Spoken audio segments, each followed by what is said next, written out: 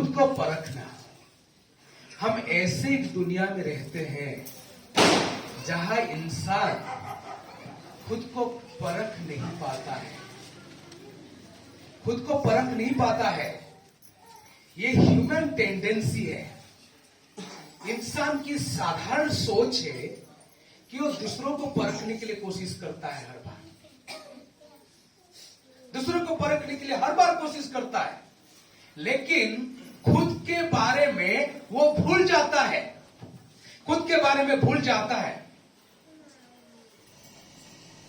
पौलुस दूसरे कोरिन्थियों लिखते हुए शुरू से अंत तक चेतावनी के ऊपर चेतावनी दे रहा है, और इस अध्याय में जब आप और मैं आते हैं, चेतावनी के ऊपर चेतावनी देता ही जा रहा है और ये बातें कर रहा है,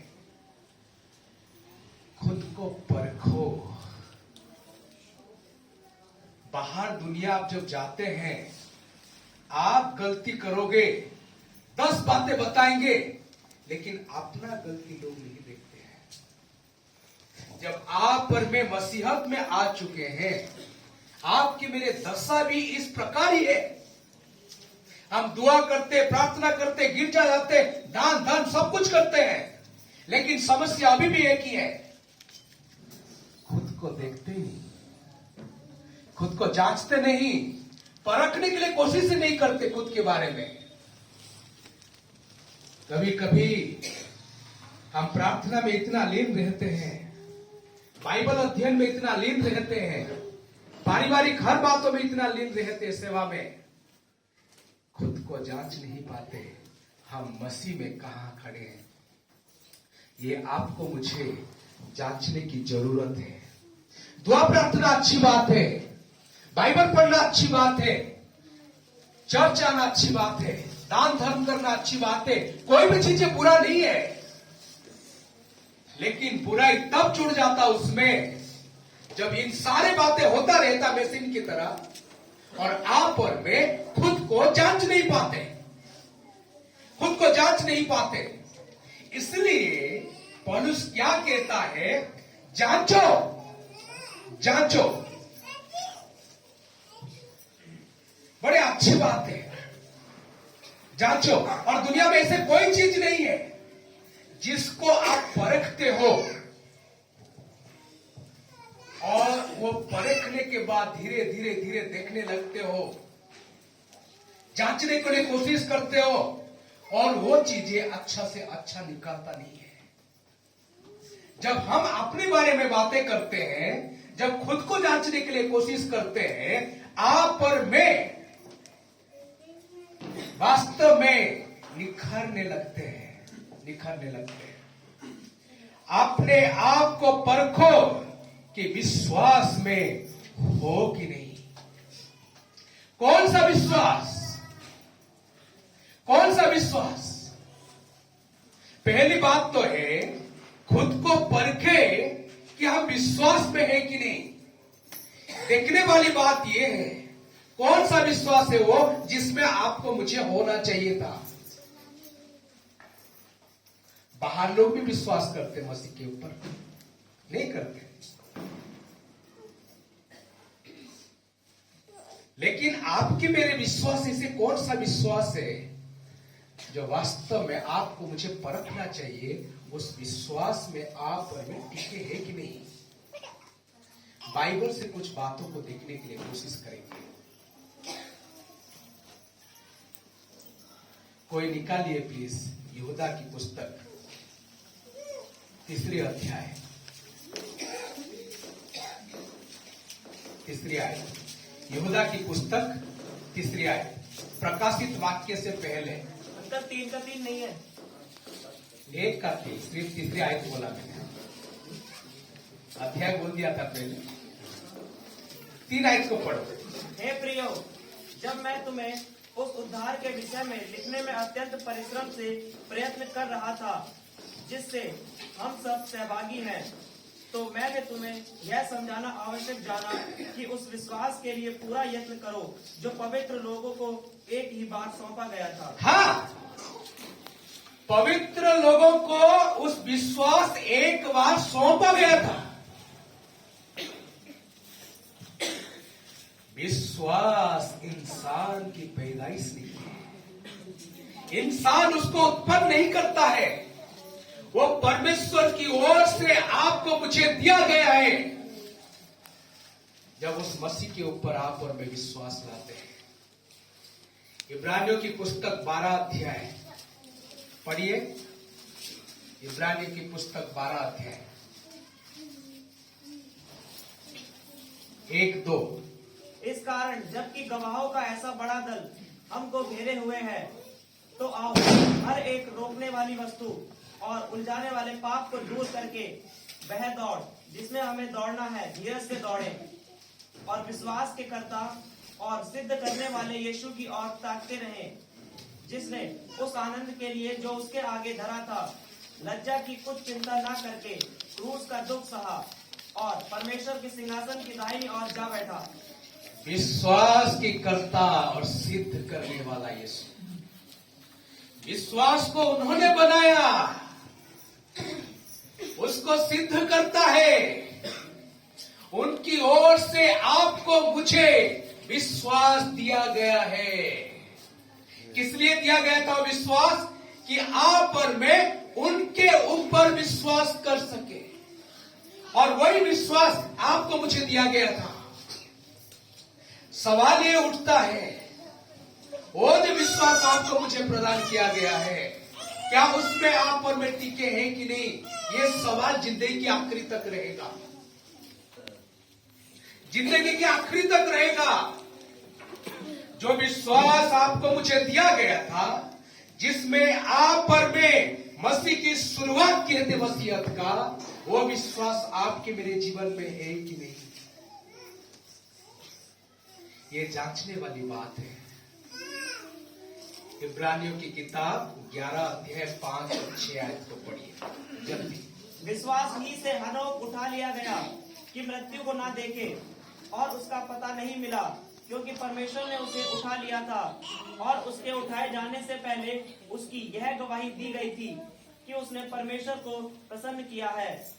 और विश्वास बिना उसे प्रसन्न करना अनहोना है, क्योंकि परमेश्वर के पास आने वालों को विश्वास करना चाहिए कि वह है, और अपने खोजने वालों को प्रतिफल देता है। विश्वास बिना उसे प्रसन्न करना अनहोना है, क्योंकि परमेश्वर के पास आने वालों को विश्वास करना चाहिए कि वो है, और अपने खोजने वालों को क्या करता है? प्रतिफल देता है। विश्वास आपको मुझे दिया गया है, लेकिन आपको मेरा ये विश्वास होना चाहिए कि वो परमेश्वर है, वो परमेश्वर का अस्तित्व है, वो है। और सिर्फ ऐसे है नहीं, खंबा की तरह खड़ा नहीं है, इस तरह दीवार की तरह खड़ा नहीं है, लेकिन खोजने वालों को क्या करता? वो प्रतिफल देता है। वो कार्यरत परमेश्वर है। सृष्टि से पहले से लेके आज तक वो काम कर रहा है। जब भी आप और मैं दुआ में आते, प्रार्थना में आते, परिवार में बैठते हैं, गिरजाघर को आते, चर्च में आते, व्यक्तिगत प्रार्थना में बैठते हैं, आपकी मेरे पक्का ये विश्वास होना चाहिए कि जो परमेश्वर की मैं पूजा कर रहा हूं, आराधना कर रहा हूं, उनके पीछे चला हूं, वो परमेश्वर वास्तव में है। और नहीं तो उनके पास दुआ प्रार्थना करने की कोई महत्व नहीं है, कोई मतलब ही नहीं है। प्रभु है कि नहीं मुझे मालूम नहीं है, तो क्या प्रार्थना, क्या गिरजा? मैं प्रार्थना कर रहा हूं, प्रभु है कि नहीं मुझे मालूम ही नहीं है। मैं चर्च आ रहा हूं, प्रभु है कि नहीं मुझे मालूम ही नहीं है। वो विश्वास मेरा है ही नहीं, तो क्या प्रार्थना, क्या दान, क्या धर्म? कुछ भी नहीं है। वो परमेश्वर का अस्तित्व है, और सिर्फ अस्तित्व नहीं है, लेकिन वो कार्यरत परमेश्वर है, काम कर रहा है।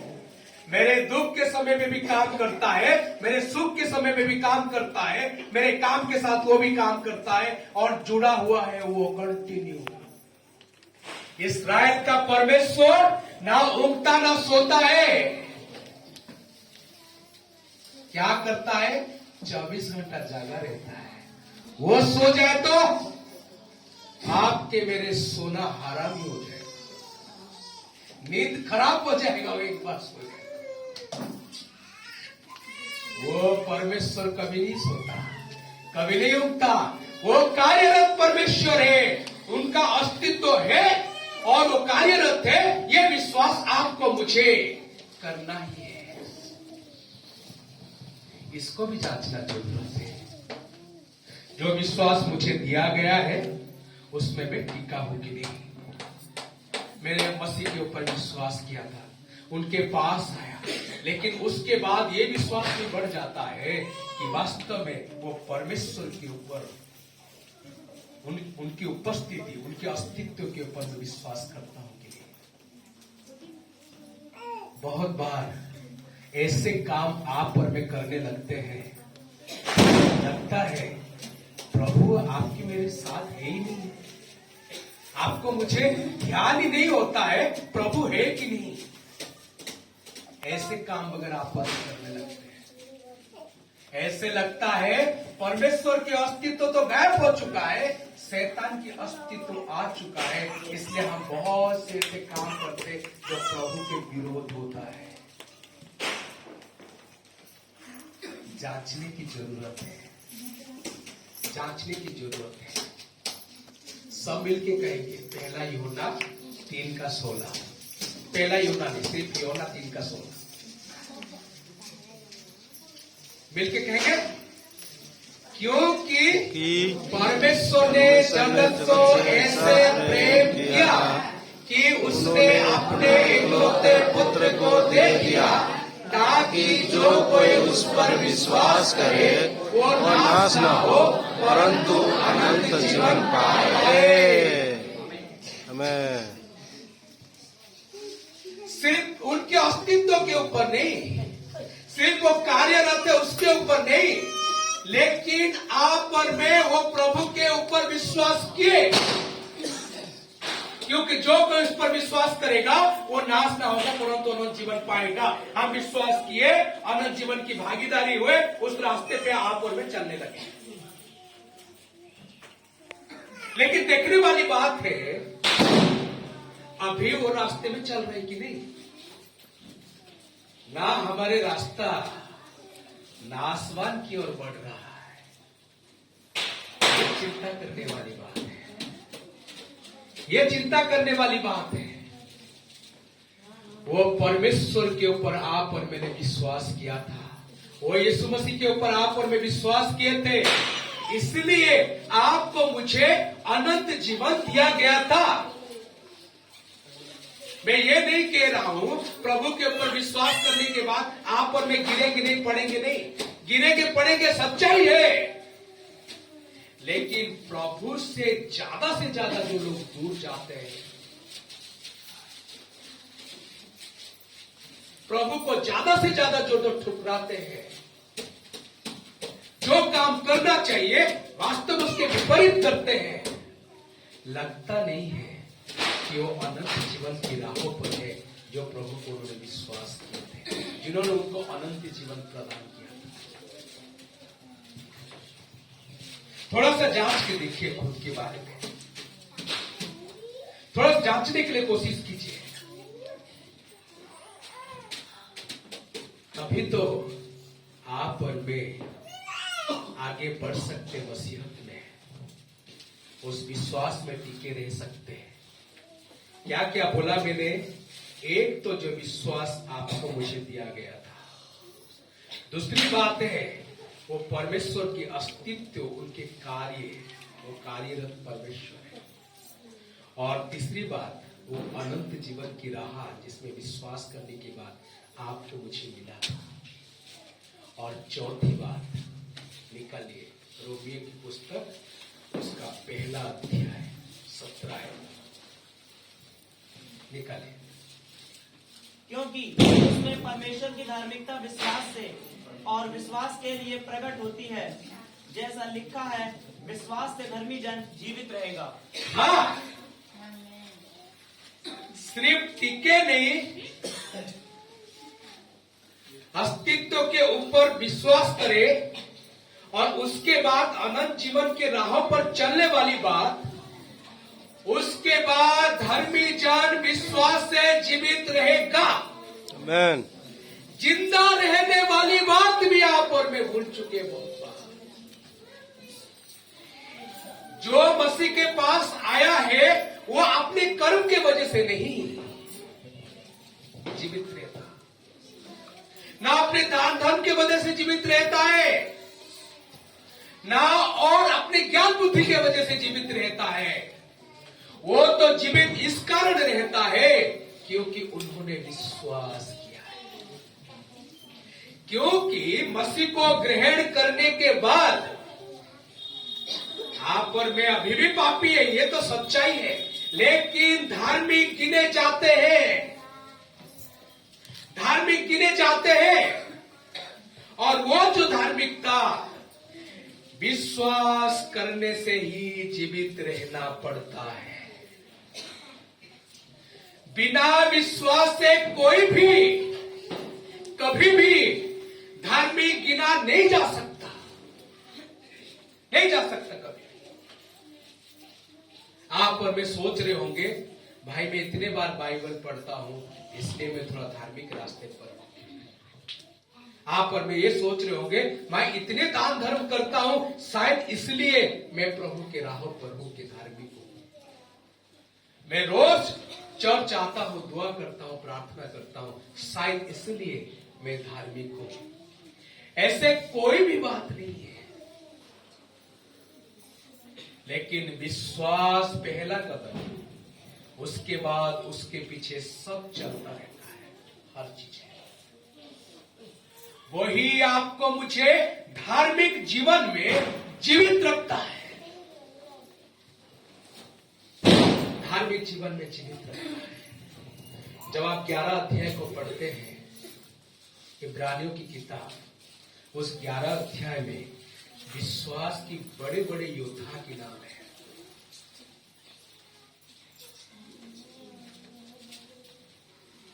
सृष्टि की बातें होता है, उसके बाद हाबिल की बातें होता है,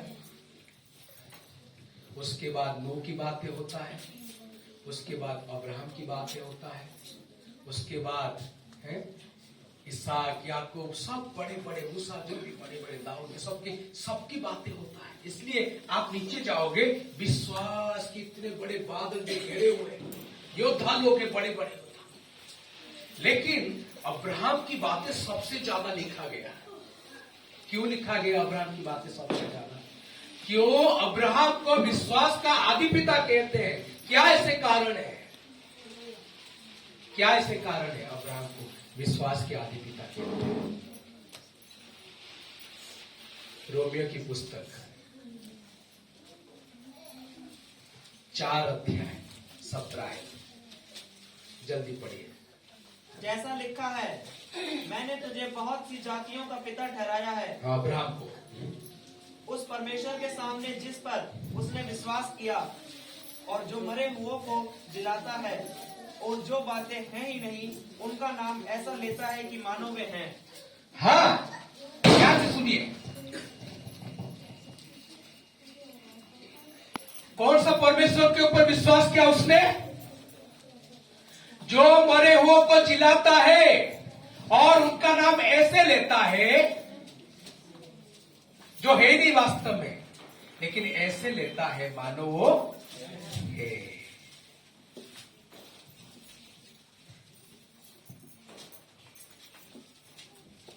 पहली बात तो मरे हुओं को जिलाता है।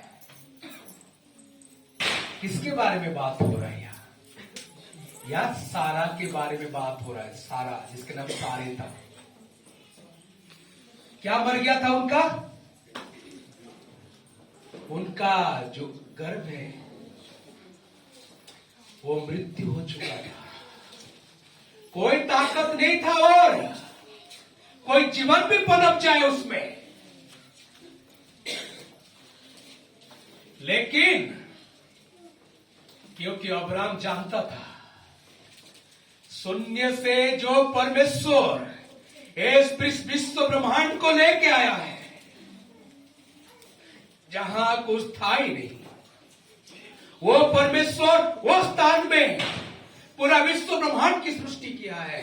और वही परमेश्वर मेरे बीबी के गर्भ में कुछ ना होने के बावजूद लेके आएगा, ये विश्वास है। और वो मरे हो को जिलाता है, मरे हो के जिलाता है, उसके ऊपर भी विश्वास किया। जब प्रभु अब्राहम को कहता है, हे अब्राहम, तू अपने बेटे, इकलौते बेटे जिसको तू प्यार करता उस इसहाक को लेके मोरिया पर्वत जा और मेरे लिए क्या कर, क्या कर, हाँ, थोड़ा सा छोड़ देते हो। 22 अध्याय निकालो उत्पत्ति।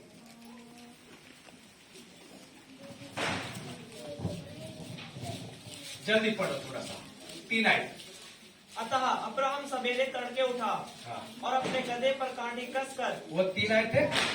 हाँ 22 का 3। ओके, 1 2 3, 1 2 पढ़ो। इन बातों के पश्चात ऐसा हुआ कि परमेश्वर ने अब्राहम से यह कहकर उसकी परीक्षा की, हे अब्राहम। उसने कहा, देख मैं यहाँ हूँ।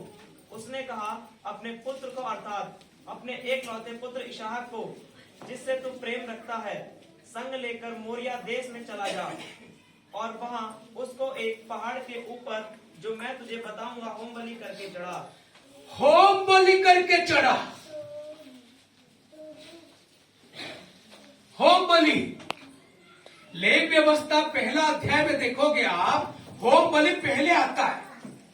1 से 7 अध्याय तक सारे बलियों के बारे में जिक्र है, और लेवी व्यवस्था पहला अध्याय में होम बलि के बाद जिक्र है। शुरुआत में क्या नियम है होम बलि का? तुम बलि पशु को लेके आओगे, उसके ऊपर अपना हाथ रखोगे, उसके बाद उसको मारोगे। मारने के बाद क्या करोगे? लेवी के पुत्र आएंगे, लहू को जाके क्या करेंगे? छिड़केंगे। और उसके बाद तुम टुकड़े टुकड़े टुकड़े टुकड़े करोगे बलि पशु को, चमड़े उतारोगे, आंतियां उतारोगे, हर चीजों को टुकड़े टुकड़े करोगे और वेदी के ऊपर रखोगे। उसके बाद उसमें आग लगाओगे, उसके बाद वो जलेगा और आपके आंखों के सामने वो भस्म हो जाएगा, राख बन जाएगा।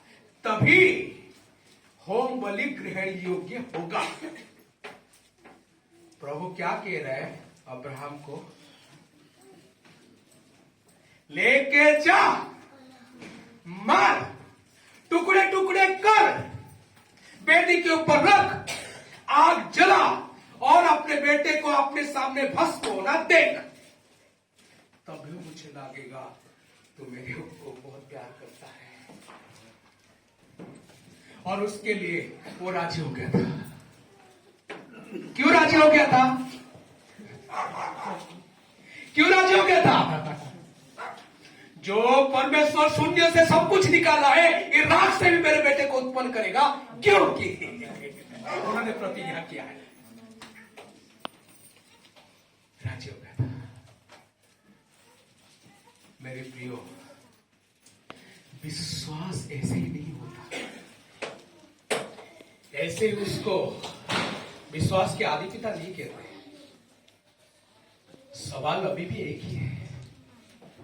जो प्रभु को आप जानते हो, उनके ऊपर विश्वास करते हो, वो प्रभु चाहता है उस विश्वास में आप टिके रहो, टिके रहो।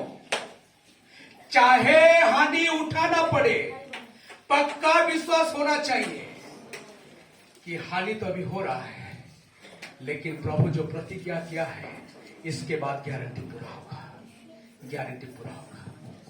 क्या आप और मैं जो मसीह को जानते थे, पहचानते थे, उनके पीछे चले थे, वो विश्वास में आप और मैं टिके नहीं गिरे, वो जांचने की जरूरत है। आप और मैं नहीं जांचते हैं अभी तक, तो आप और मैं मसीह से बहुत दूर जा चुके हैं। थोड़ा सा सोचिए, क्या वो विश्वास में आप और मैं टिके हुए हैं? मेरे प्रियो, आपको मुझे जांचना ही पड़ेगा, नहीं तो आप और मैं खरे उत्तर नहीं पाएंगे। सोना अच्छा है कि नहीं, कितना खरा है, उसको जांचना जरूरी पड़ता है।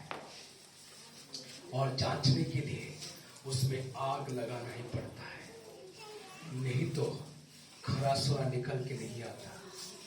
आपके मेरे जांच पड़ताल, खास करके अपने जीवन के बारे में ऐसा होना ही है। जो विश्वास प्रभु आपको मुझे दिया है, क्या आप और मैं उसमें टिके हुए हैं? दूसरी बात क्या लिखा हुआ है? अपने आप को जांचो, क्या तुम अपने विषय में यही नहीं जानते कि यीशु मसीह तुम में है? पहली बात, क्या विश्वास में टिके हो कि नहीं? दूसरी बात, क्या मसीह तुम में है ये जानते कि नहीं? मसीह का मतलब क्या है, किसको मालूम है? यीशु का मतलब क्या है, किसको मालूम है? हाँ, यीशु करते रहते हम रात दिन, मसीह करते रहते। यीशु का मतलब है उद्धार करने वाला ही उद्धार करने वाला है। मसीह का मतलब है जिन्हें अभिषिक्त किया गया है। यीशु मसीह का मतलब क्या है? जिन्हें उद्धार करने के लिए अभिषिक्त किया गया है, वही है। वो यीशु मसीह आपके मेरे हृदय में है कि नहीं? क्या आप और मैं दुविधा में क्या अभी भी आप और मैं जांच पड़ताल में होना पड़ रहे हैं? क्या यीशु मसीह वास्तव मेरे दिल में है कि नहीं? मैं सोचता हूं कि नहीं? मसीह शब्द इतना खास क्यों है? पुराना नियम से ये मसीह शब्द आया है। जो मसीह शब्द है वो इब्रानी शब्द है, लेकिन ख्रिस्ट शब्द जो है वो ग्रीक शब्द है।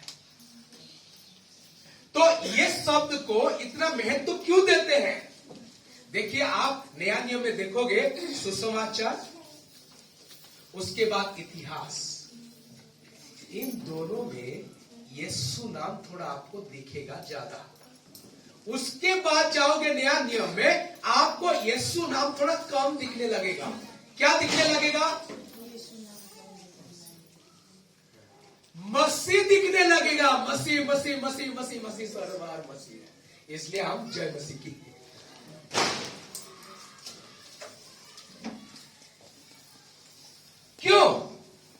क्यों इतना खास है मसीह नाम? मसीह क्यों इतना खास है? क्योंकि पुराना नियम में 3 पदवी को अभिषिक्त किया जाता था।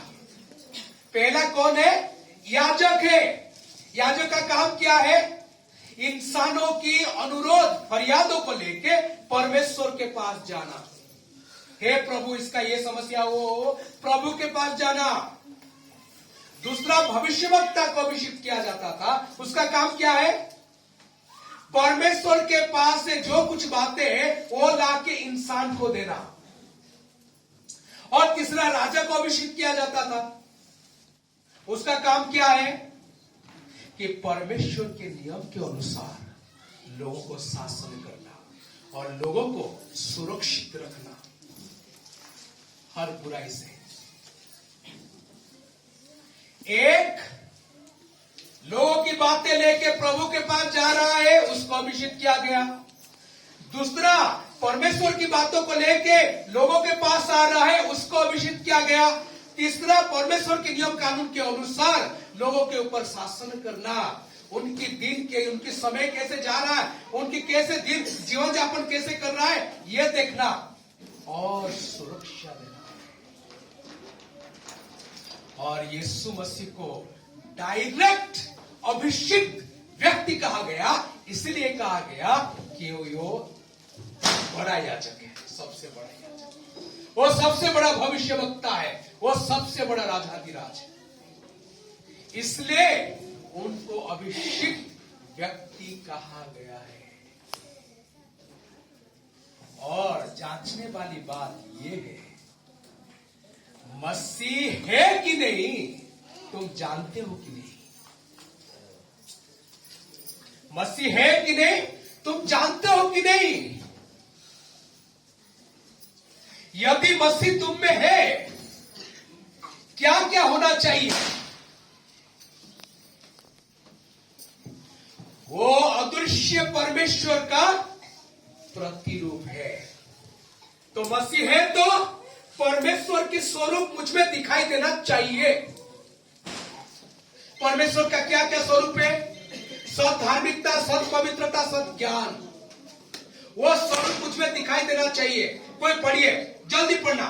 कोलोसियों 3:10, एफिसियों 4:24।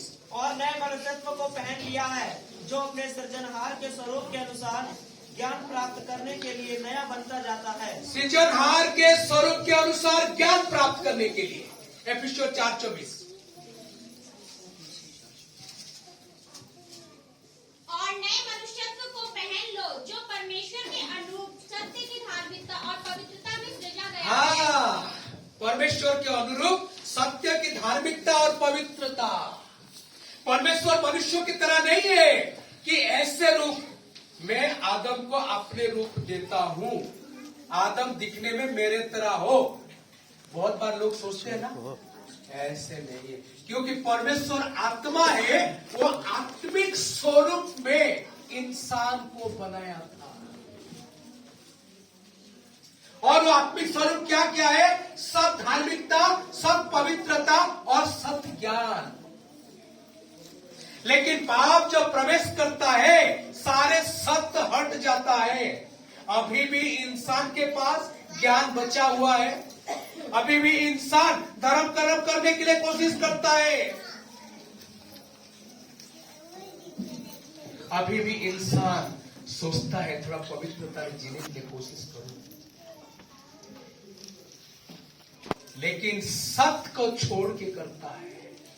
जब लिखा है वो अदृश्य परमेश्वर का प्रतिरूप की स्वरूप, इसका मतलब है यीशु मसीह को जब आप और मैं ग्रहण करते हैं, वो सच्चा स्वरूप आपके मेरे जीवन में दिखाई देता है। आप और मैं भ्रष्ट ज्ञान नहीं रखते, आप और मैं दिखाने वाली पवित्रता नहीं करते, आप और मैं दिखाने वाली धार्मिकता नहीं करते, लेकिन ज्ञान, पवित्रता और सत्यता में आगे बढ़ते हैं। क्योंकि जो मसीह इसमें है, आपको मुझे जानना चाहिए। दूसरी बात है, मसीह परमेश्वर का ज्ञान और सामर्थ्य। कोरिन्थियों की पुस्तक 1 कोरिन्थियों 1:24। Christ is the power, wisdom of God. परमेश्वर का ज्ञान और सामर्थ्य। जब परमेश्वर का ज्ञान है, आप और मैं जब उस मसीह को दिल में रखते हैं, और जब परमेश्वर का सामर्थ्य है, वो मसीह को जब दिल में रखते हैं, और सामर्थ्य वाली बात होता ही नहीं, अज्ञानी वाली बात होता ही नहीं है। आप मेरे ज्ञान बढ़ने लगता है, आपके मेरे सामर्थ्य दिन प्रतिदिन बढ़ने लगता है, और आप और मैं मसीह में क्या होने लगते हैं? परिवर्तित होते जाते हैं दिन प्रतिदिन। और क्या है मसीह? मसीह खुद ही कहता है, मैं पथ, सत्य और जीवन हूं। मैं वो पथ हूं जो जीवन का पथ है, मैं वो सत्य हूं जो अनंत राह को लेके चलेगा, मैं वो जीवन हूं जो कभी खत्म होने वाला नहीं है। थोड़ा थोड़ा सा खुद को जांचे, क्या वो मसीह यहां है कि नहीं? अभी भी दुविधा है क्या? इसलिए पौलुस कहता है फिलिपियों की किताब 2 अध्याय में, जैसे मसीह का स्वभाव था तुम्हारे भी स्वभाव ऐसे हो। कैसे स्वभाव था? वो परमेश्वर होते हुए भी परमेश्वर के तुल्य खुद को नहीं समझा, मनुष्य रूप धारण किया, उसके बाद दास रूप धारण किया, उसके बाद क्रूस का मौत को क्या कर लिया? सह लिया। क्यों इतना कठिन है क्रूस की मौत सहना? क्योंकि परमेश्वर का श्राप क्रूस के मौत में है। जो लकड़ी में लटकाया गया है वो श्रापित है। लिखा है कि नहीं? लिखा है। इसलिए इतने बड़ा आज्ञाकारी परमेश्वर के साथ रहते हुए भी नीचे आके क्रूस के मौत को सह लिया कि कुछ भी हो जाए, मैं श्रापित हो जाऊं, लेकिन आज्ञाकारी में पक्का बनूंगा। मेरे कहने की एक ही मतलब है, मतलब यह है मसीह आपके मेरे दिल में है तो ये दिखाई देना चाहिए, नहीं तो डाउट हर बार रहेगा।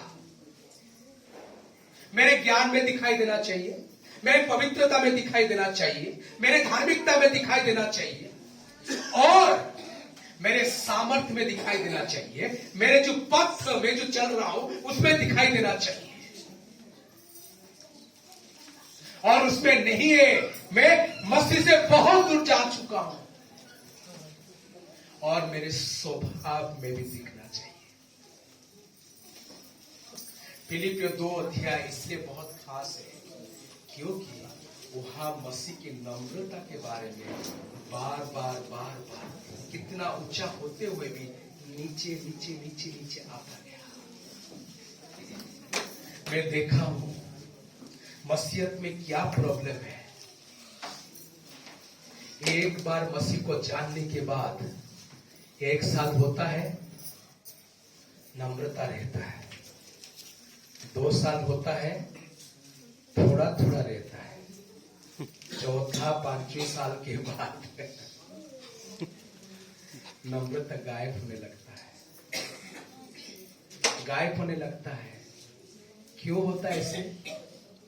क्योंकि प्रभु कुट के ज्ञान बढ़ता है। ज्ञान बढ़ता है ना मसीह में आने के बाद, इतना ज्ञान भर देता है परमेश्वर कि आप पर में नम्र हो नहीं पाते। इससे बड़ा दुख की बात कुछ भी नहीं है। मैं पूरा भारत जाता हूं, मुझे इस बात को देख के इतने दुख होता है कि हम यही परिपक्वता होता है मसीहत में बढ़ने में। लोग नम्र हो नहीं पाते हैं।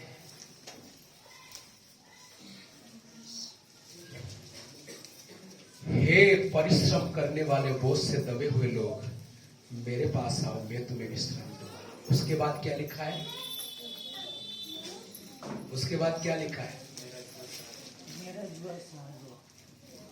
मेरे जुआ सहज है और हल्का है, मैं दीन हूं, मैं नम्र हूं, मेरे जुआ अपने ऊपर।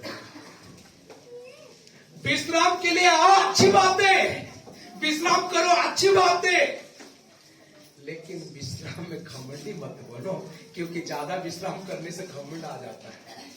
आता ना, आ गया भाई, अभी कुछ थोड़ा आराम से विश्राम करते हैं, लेकिन दिन होना बहुत जरूरी है।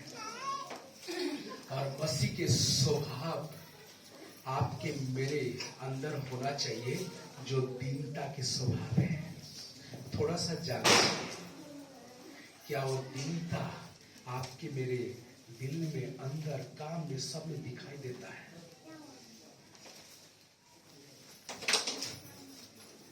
बाइबल से कुछ उदाहरण दूंगा। पुराना नियम में सबसे ज्यादा नम्र व्यक्ति कौन? कौन है? प्रभु किसके बारे में कहता है? पृथ्वी में सबसे ज्यादा नंबर है मूसा। मूसा। किसने कहा? हाँ, पास्टर जी के लिए जोरदार तालियां। मूसा सबसे ज्यादा नम्र। और पुराने नियम में सबसे बड़ा नेता कौन? मूसा ही। हाँ। कितने लाख लोग को चला के लेके आ रहा था, अगुवाई कर रहा था? हाँ, 40 लाख। 40,000 ने लाखों में ऐसे। मिस्र से जब आ रहे थे 6 लाख पुरुष थे, लगभग 6 लाख पुरुष थे तो 6 लाख स्त्रियां। फैमिली प्लानिंग तो नहीं चल रहा, 2-2 बच्चे, तो 5-5 बच्चे हिसाब करेंगे, ठीक है? टोटल 40 लाख लोग, 40 लाख लोग की अगुवाई कर रहा था वो इंसान जो सबसे बड़ा नम्र था। नया नियम को देखेंगे, नया नियम में सबसे बड़ा नम्र कौन है?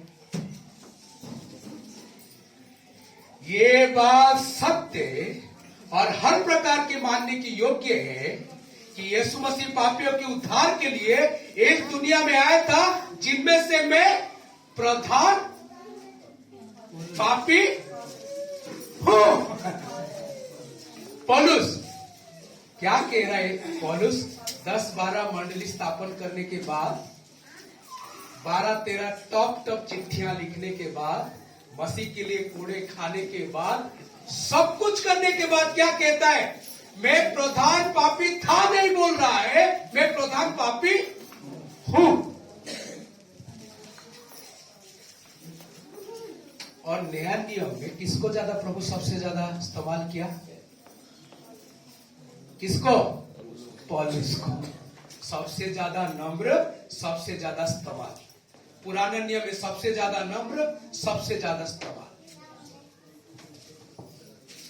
इस्राएल के ऊपर प्रभु गुस्सा क्यों करता था? They are stiff naked people. क्या कहता था वो? एक्चुअली हिंदी बाइबल में ठीक नहीं लिखा है, वो टेढ़े गर्दन वाले लोग लिखा हुआ है, लेकिन क्या लिखाना चाहिए? वो सीधे गर्दन वाले जो कभी टेढ़े नहीं होते। मेरे जुआ सहज और हल्का है। जुआ ऐसे रखोगे तो ऐसे, जुआ रखोगे तो क्या होगा? जाएगा ना। आप मेरे जुआ अपने ऊपर लो, जब तक ऐसे नहीं होते हो जुआ नहीं होता। जानते हो ना? मेरे प्रियो, नम्रता आपके मेरे जीवन में दिखाई देना चाहिए। जब तक नम्रता नहीं है तब तक आप और मैं मसीह को जानते ही नहीं।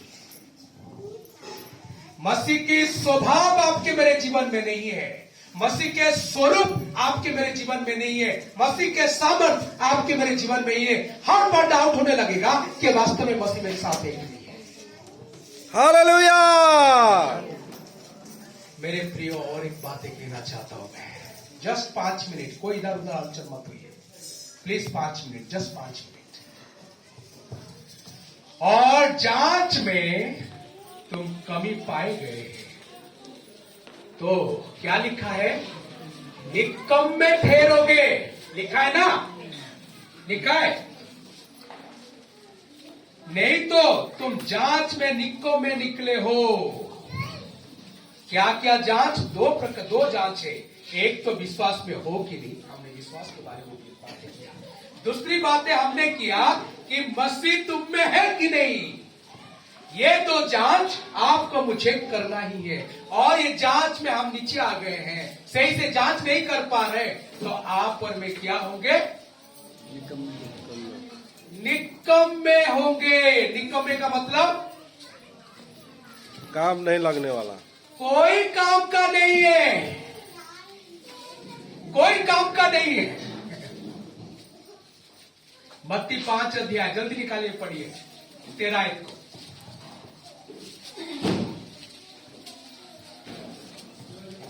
तुम पृथ्वी के नमक हो, परंतु यदि नमक का स्वाद बिगड़ जाए तो वह फिर किस वस्तु से नमकीन किया जाएगा? फिर वह किसी काम का नहीं, केवल इसके कि बाहर फेंका जाए और मनुष्य के पैरों तले रौंदा जाए। हाँ, यदि नमक अपने स्वाद को खो दे तो और किस बात से उसको नामकीन किया जाएगा? किसी बात से नहीं किया जा सकता। वो और कोई काम का नहीं है। उसको क्या किया जाएगा? बाहर फेंका जाएगा और पांव के तले रोंदा जाएगा। क्या संभव है नमक अपने नमकीन खो दे? क्या संभव है नमक अपने नमकीन खो दे? संभव है, संभव है। पॉपकॉर्न बनाने वाले देखियो ना, पॉपकॉर्न जो बनाता है, शुरुआत में रेत में बनाते थे पॉपकॉर्न। अभी जाओगे जो पॉपकॉर्न बनाता है ना ऐसे, वो नमक से बनाता है। जानते हो ना, नमक से बनाता। बोलना भाई कितने दिन ये नमक चलता है? कितने दिन चलेगा? 4-5 दिन। उसके बाद नमकीन खत्म। कोई काम का नहीं। कहां फेंकेगा? रास्ते में फेंकेगा। क्या होगा काम? पांव के तले रौंदा जाएगा। मसीह के बिना संभव नहीं। क्या एक इंसान जो मसीह कहलाता है खुद को, मसीह के बिना संभव है? क्या एक इंसान कहता मैं क्रिश्चियन हूं, क्या मसीह के बिना क्रिश्चियन है? जैसे ताले के बिना दरवाजे बेकार है, कानून के बिना पुलिस बेकार है, इस प्रकार यीशु मसीह के बिना क्रिश्चियन हमेशा के लिए बेकार है और निकम्मा है, कोई काम का नहीं। कहां फेंका जाएगा उसको? फेंका जाएगा बाहर।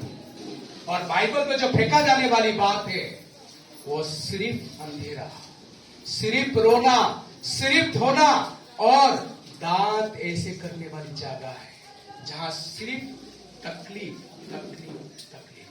आपको मुझे देखना है क्या वास्तव में आप और मैं निकम्मे हो चुके जांच करने में? क्या वो विश्वास में टिके हुए? उस मसीह को आप और मैं अंदर रखोगे, जांच करने वाली बात है। आइए सब आंखें बंद करते हैं। बाहर की ओर ध्यान मत दीजिए, दूसरों की ओर ध्यान मत दीजिए। बाहर की ओर ध्यान मत देना, दूसरों की ओर ध्यान मत देना। खुद को ध्यान दीजिए, खुद के बारे में सोचिए, सोचिए खुद के बारे में।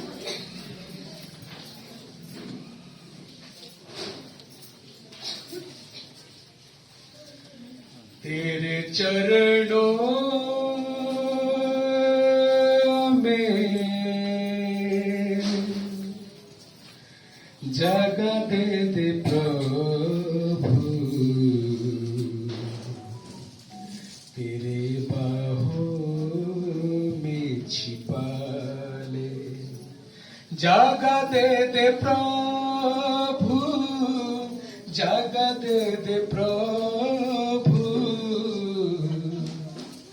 चरणों में जगह दे दे, जगह दे दे प्रभु, जगह दे दे प्रभु, चरणों में जगह दे दे। हे प्रभु,